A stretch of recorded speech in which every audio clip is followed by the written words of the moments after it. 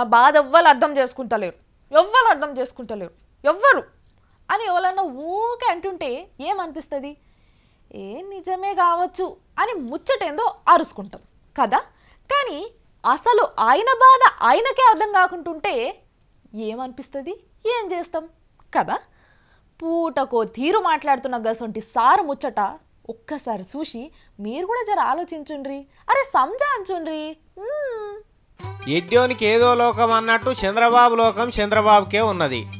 రాష్ట్రం విడిపోతున్నదని ఎరుకైనప్పటి సంధి కొత్త కొత్త సూత్రాలు కనిపెట్టిండు. ఇడదీనరని ఈయన చెప్పిండు.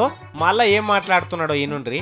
కలపరా మీరు మమ్మల్ని అక్క నువ్వే కదా సారు ఇడగొట్టమని ఉత్తరం ఇచ్చింది, మళ్ళేందో కలపమంటున్నావు. అంటే సమైక్యంగా ఉంచాలనా? సమైక్యం కాదండి, మనుషుల్ని కలపాలి. నీ నెత్తిల పేన్లు వాడా. కలిపి ఉంచమంటే ఏంది? సమైక్యం అన్నట్టే కదా. ఏదో 60 ఏళ్ళ కొట్లాటకు సోనియా గాంధీ అమ్మ ఒడిపిస్తుంటే నువ్వేంది ఇట్లా మొత్తుకుంటున్నావు సారు? ఇది జరగడానికి మొదటి ముద్దాయి సోనియా గాంధీ. అయ్యా అవునా? ఆమె ముద్దా అయితే నువ్వు శుద్ధపూసవు కావచ్చు. ఆవిడ రాజకీయ లబ్ధి కోసం ఇలాంటి కక్కుర్తి రాజకీయాలు చేసి. మరి నువ్వు దేనికోసం చేస్తున్నావు సారు? తమరేదో జాతిని ఉద్దేశించేందుకు చేస్తున్నట్టు బిల్డప్ ఇస్తున్నావు. అలా మీరు ఉత్తరం ఇచ్చింది తెలంగాణలో ఓట్లు దొబ్బేతందుకా లేకపోతే జాతిని ఉద్ధరించేతందుక? నువ్వు చేసింది కూడా అదే కక్కుర్తి రాజకీయం కదా అని అడుగుతున్నారు సార్ జనం.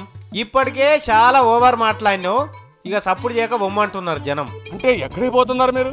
ఇంటికి, లేకపోతే నీ లెక్క బజార్లో నిలబడరు మాట.